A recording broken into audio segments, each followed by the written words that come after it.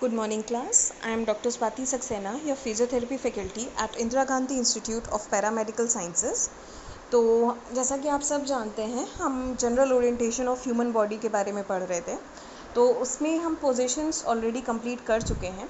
आज से हम पढ़ेंगे about the various terms which are used to describe your human body.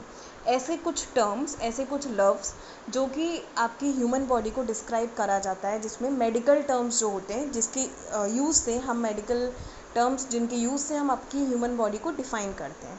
तो आज हम सबसे पहले पढ़ेंगे about the terms which are use to describe your trunk.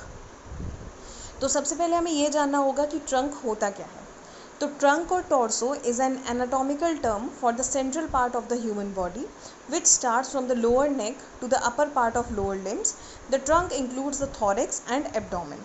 मतलब जैसा कि आप इस डायग्राम में देख रहे हो, आपकी बॉडी का जो सेंट्रल पार्ट है, मतलब आपकी गर्दन से लेकर, आपके अपर गर्दन से लेकर जहाँ से आपके लिम्ब्स शुरू होते हैं, मतलब जहाँ से आपके पैर शुरू होते हैं, लोअर लिम्स जहाँ से शुरू होते हैं, वहाँ तक का जो सेंट्रल पार्ट है उसको हम ट्रंक बोलते हैं या फिर टॉर्सो बोलते हैं।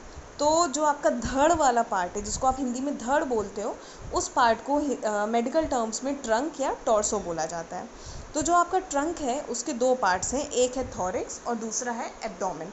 तो ऊपर वाला पार्ट जिसको आप चेस्ट बोलते हो, जो अभी आपको इस डायग्राम में दिख रहा है, ये आपका थॉरेक्स है, और नीचे वाला पार्ट जहाँ पे आपका पेट है और बाकी के इंटरनल ऑर्गन्स हैं, इसको हम एब्डोमेन बोलते हैं। तो इस डायग्राम में आप क्लियरली देख सकते हो कि आपका ऊपर हेड है, दोनों हाथ जो आपके हैं वो अपर लिम्ब हैं, दोनों पैर जो हैं वो लोअर लिम्ब है, और जो बीच का पार्ट आपका धड़ का जो पार्ट बचा हुआ है उसको हम ट्रंक या टॉर्सो बोलते हैं। तो आज हम कुछ ऐसे ही टर्म्स के बारे में पढ़ेंगे जो कि हमारी ट्रंक को डिफाइन करते हैं। तो ऐसे टर्म्स पढ़ने से पहले हम जान लेते हैं मिड लाइन के बारे में। तो मिड लाइन क्या होता है? This is an imaginary line down the middle of the body that splits the body into equal left and right parts. कोई भी आपकी बॉडी की ऐसी लाइन, एक ऐसी लाइन जो आपकी बॉडी के सेंटर से होके निकले, ऊपर से नीचे की तरफ जाए और आपके बॉडी को लेफ़्ट और राइट पार्ट में, इक्वल लेफ़्ट और इक्वल राइट पार्ट में डिवाइड करे, उसको हम बोलते हैं मिड लाइन। मिड का मतलब है मिडिल और लाइन का मतलब है कोई भी ऐसी लाइन। तो ऐसी लाइन जो आपकी बॉडी के मिडिल से निकले और आपकी बॉडी को इक्वल लेफ़्ट और राइट पार्ट में डिवाइड करे, उसको हम मिड लाइन बोलते हैं। तो पहला हमारे टर्म है जो ट्रंक को डिफाइन करता है, उसको हम बोलते हैं वेंट्रल या फिर anterior, front of the trunk.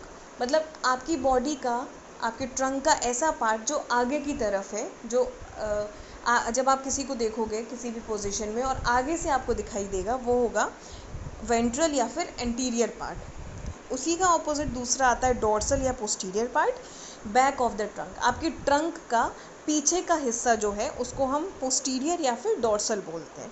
जैसा कि इस डायग्राम में आप देख रहे हो, जैसे कोई अगर पेशेंट है या कोई आपका सब्जेक्ट है, कोई भी आदमी है, कोई भी ह्यूमन बीइंग है, उसका अगर आप चेस्ट की बात करोगे, स्टमक की बात करोगे, तो ये सारा एंटीरियर या फिर वेंट्रल होगा। बट अगर आप उसकी बैक की बात करोगे, पीठ की बात करोगे, तो वो सारा पोस्टीरियर या फिर डोर्सल होगा। नेक्स्ट आता है medial, parts which are close to mid line. मतलब अभी मैंने आपको बताया कोई एक ऐसी सेंट्रल लाइन जो आपकी बॉडी को दो इक्वल हाफ्स में, राइट और लेफ्ट में डिवाइड करती है, उसको हम मिड लाइन बोलते हैं। तो कोई भी ऐसा बॉडी का पार्ट जो मिड लाइन के पास में है, उसको हम बोलते हैं मीडियल। और दूसरा आता है लेटरल।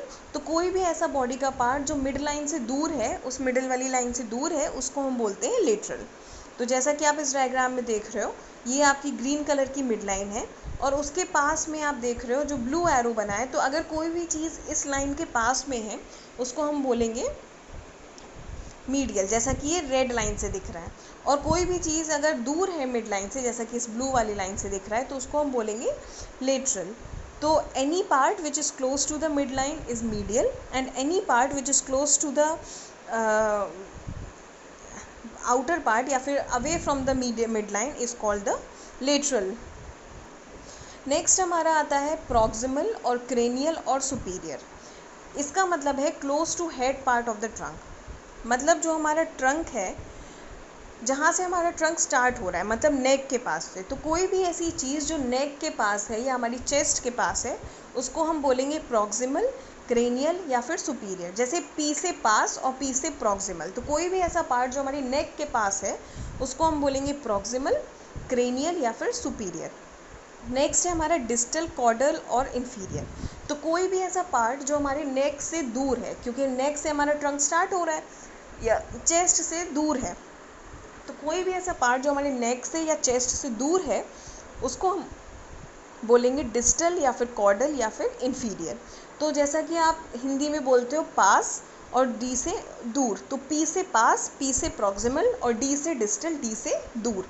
तो कोई भी ऐसा पार्ट जो नेक के पास है, पी से पास है, तो पी से प्रॉक्सिमल बोलेंगे उसको, या फिर हम उसे क्रेनियल या सुपीरियर भी बोल सकते हैं।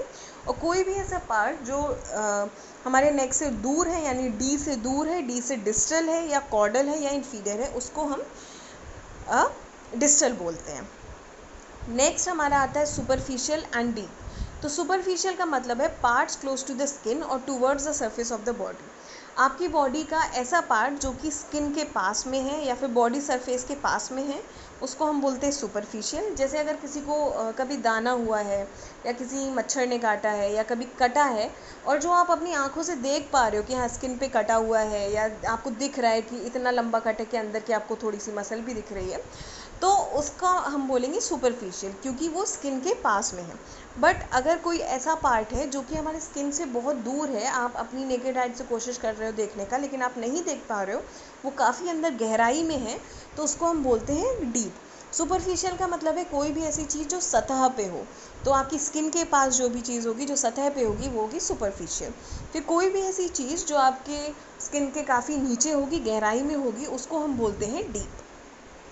नेक्स्ट है हमारा इप्सिलेटरल एंड कॉन्ट्रालेटरल। इप्सिलेटरल का मतलब है on the same side of the body as another structure, और कॉन्ट्रालेटरल का मतलब है on the opposite side of the body from another structure.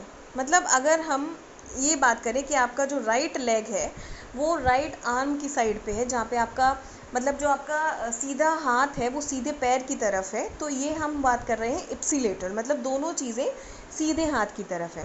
लेकिन अगर हम ये बोलें कि आपका सीधा हाथ है और आपका उल्टा पैर है, तो ये दोनों उल्टी तरफ है, मतलब एक दाएं हाथ पे है और एक बाएं पैर पे है, मतलब दोनों अलग अलग साइड पे हैं, तो ये कॉन्ट्रालेटरल हो जाएगा। अगर दो चीज़ें सेम साइड पे हैं, मतलब अगर एक चीज़ और दूसरी चीज़ दोनों राइट साइड पे हैं या दोनों लेफ़्ट साइड पे हैं, तो वो इप्सिलेटरल होगा। बट अगर दोनों चीज़ें ऑपोजिट साइड पे, मतलब आपका हाथ जो है वो लेफ़्ट साइड का है और पैर जो है वो राइट साइड का है, या फिर आपका हाथ जो है वो राइट साइड का है और आपका जो पैर है वो लेफ़्ट साइड का है, मतलब ऑपोजिट साइड्स पे है, तो फिर उसे हम कॉन्ट्रालेटरल बोलते हैं, जैसा कि इस डायग्राम में दिख रहा है आपको। अभी इस वाले डायग्राम में जो इप्सिलेटरल वाला डायग्राम है, इसमें जो आपका आर्म है वो भी पिंक वाला है और जो आपका लेग है वो भी पिंक साइड पे, मतलब दोनों सेम साइड पे हैं, इसलिए ये इप्सिलेटरल है। और अगर हम कॉन्ट्रालेटरल की बात करें तो जो आर्म है वो दूसरी साइड है और जो पिंक वाला दूसरा पार्ट है वो दूसरी साइड पे है, इसलिए ये कॉन्ट्रालेटरल है। नेक्स्ट हम बात करेंगे नेक्स्ट टर्म की, that is invagination and evagination. Invagination का मतलब है प्रोजेक्शन इनसाइड एंड इवेजिनेशन का मतलब है प्रोजेक्शन आउटसाइड। मतलब कोई भी आपकी बॉडी का ऐसा पार्ट जो अंदर की तरफ घुसा हुआ हो, अंदर की तरफ डिप्रेस्ड हो, उसको हम बोलते हैं इनवेजिनेशन। और दूसरा है हमारा इवेजिनेशन, ऐसा पार्ट हमारी बॉडी का जो बाहर की तरफ निकला हुआ हो, उसको हम बोलते हैं इवेजिनेशन। जैसा कि आप इस डायग्राम में देख रहे हो, इनवेजिनेशन मतलब अंदर की तरफ गहराई में और इवेजिनेशन मतलब बाहर की तरफ निकला हुआ पार्ट। तो इसी के साथ हमारा terms used in relation to trunk, मतलब ऐसे टर्म्स जो कि आपकी ट्रंक को, आपकी धड़ को डिफाइन करते हैं मेडिकल फील्ड में, उनके बारे में हमने पढ़ा। तो अगर किसी को कोई भी डाउट हो तो आप मुझसे पूछ सकते हो, बाकी सारे आपके डाउट्स क्लास में क्लियर कर दिए जाएंगे। Thank you very much.